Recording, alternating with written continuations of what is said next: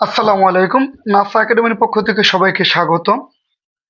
আজকে আমরা পদার্থবিজ্ঞানের সপ্তম অধ্যায়ের সৃজনশীল 2 নম্বর সৃজনশীল নিয়ে আলোচনা করব।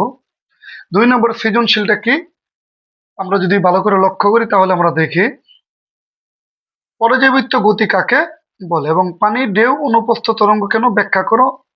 3 শব্দের তরঙ্গ দৈর্ঘ্য নির্ণয় করো। 4 এস অবস্থা থেকে প্রতিধ্বনি শোনা কি সম্ভব, গাণিতিক যুক্তি সহ যাচাই করো। তো প্রথমে আমরা চলে যাব পর্যায়বৃত্ত গতি কাকে বলে। কোনো গতিশীল বস্তু যদি নির্দিষ্ট সময় পর পর একটি নির্দিষ্ট বিন্দু দিয়ে একই দিকে একইভাবে অতিক্রম করে তবে সেই গতিকে পর্যায়বৃত্ত গতি বলে। যেমন আমরা যদি ঘড়ির দিকে লক্ষ্য করি তাহলে কি 12টার পরে 1টা, 2, 3, 4, 5, 6, 7, 8, 9, 10, 11, 12 আবার 1। অর্থাৎ কোনো গতিশীল বস্তু যদি নির্দিষ্ট সময় পর নির্দিষ্ট বিন্দু দিয়ে একই দিকে একই দিকে একই পথ অতিক্রম করে একই দিকে একই পথ অতিক্রম করে তবে তাকে বলা হয় পর্যাবৃত্ত গতি। যেমন ঘড়ির। 2 নম্বর আমরা চলে আসি পানির ঢেউ অনুপস্থ তরঙ্গ কেন ব্যাখ্যা করে। আচ্ছা, তার আগে আমাদের বুঝতে হবে পানির ঢেউ যে অনুপস্থ তরঙ্গ কাকে বলে। কোন তরঙ্গ মাধ্যমের কণাগুলো সমকোণে অগ্রসর হয় তাকে অনুপস্থ তরঙ্গ বলে। অর্থাৎ যে তরঙ্গ মাধ্যমের কণাগুলো সমকোণে অগ্রসর হয় তাকে অনুপস্থ তরঙ্গ বলে। যেমন আমরা যদি এরকম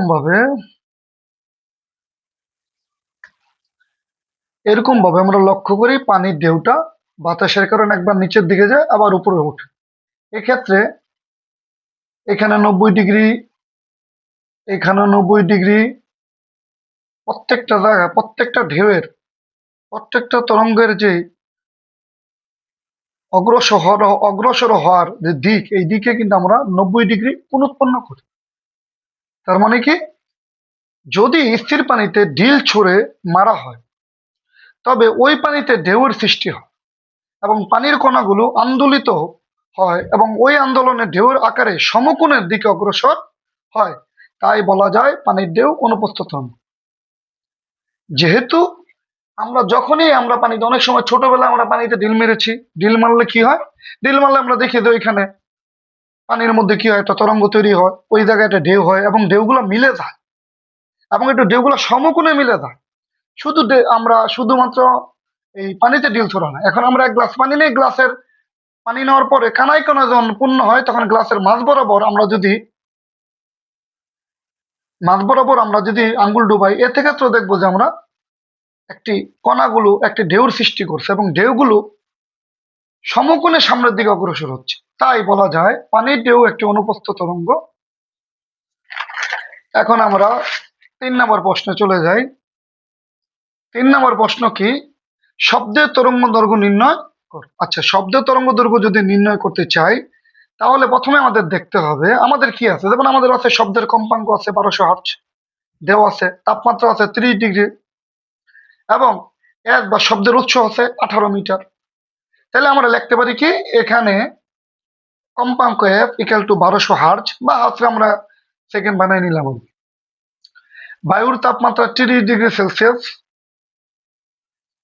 ধরি শব্দের তরঙ্গ দৈর্ঘ্য ল্যামডা, আমরা ধরলাম আর কি শব্দের তরঙ্গ দৈর্ঘ্য।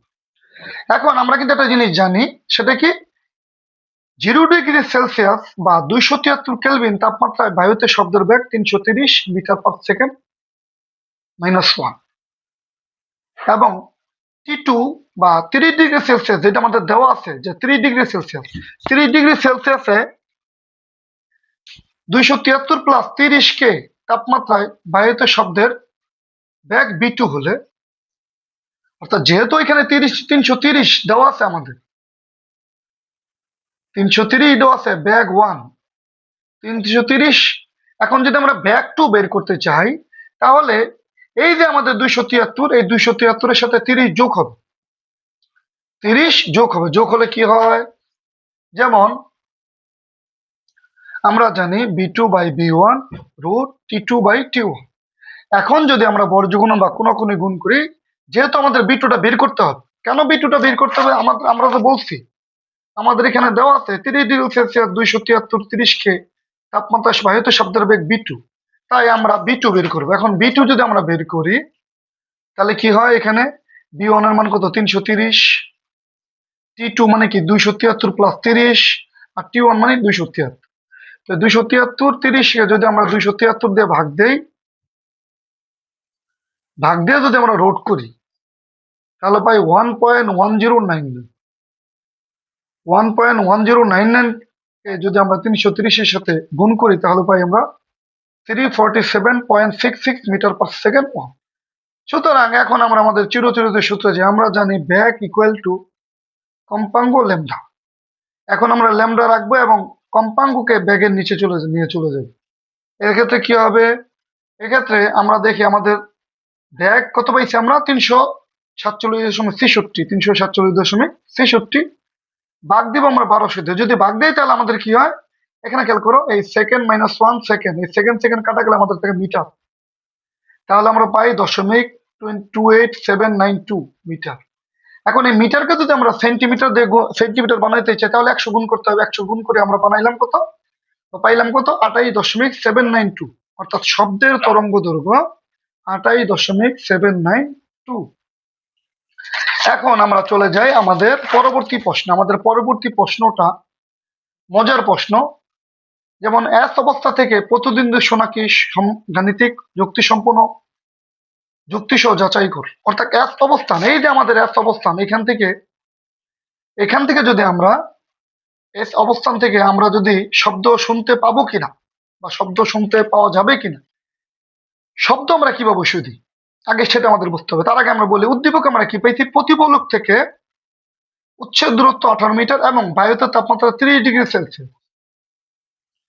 তার মানে আমরা পাইছি কি 30°C তাপমাত্রা বায়ুতে শব্দের বেগ 347.63 মিটার পার সেকেন্ড। আচ্ছা, এখন আসি আমরা কখন শুনতে পাই, যখন আমরা কোনো শব্দ কানে শুনি তা আমাদের মস্তিষ্কে 0.1 সেকেন্ড সময় স্থায়ী থাকে। অর্থাৎ এই যে 0.1 সেকেন্ড সময়, এই সময়ের মধ্যে যদি অন্য কোনো শব্দ আমাদের কানে আসে তাহলে আমরা ওই ধরনের শব্দ শুনতে পাই না। তার মানে কি এস অবস্থা থেকে প্রতিদিনে শোনা সম্ভব হবে যদি মূল শব্দ প্রতিফলিত হয়ে কানে ফিরে আসতে 0.1 সেকেন্ড সময় নেয়। তার মানে কি 0.1 সেকেন্ড শব্দের অতিক্রম দূরত্ব 347.66 গুণ 0.1 যদি গুণ করি তাহলে আমরা পাই 34.766 মিটার। তার মানে কি ন্যূনতম দূরত্ব লাগে আমাদের কত, ন্যূনতম দূরত্ব লাগে 34.766, আমরা যদি 2 দিয়ে ভাগ দিই সমানুপাতিক যেহেতু, তাহলে ভাই 17.388 মিটার। তাহলে আমাদের কি, আমাদের এতটুকু দূরত্ব আমরা শুনতে পাবো। তাহলে এত থেকে 18 বড়, সেই অবস্থায় আমরা সুতরাং আমরা বলতে পারি এত অবস্থা থেকে প্রতিধ্বনি শোনা সম্ভব।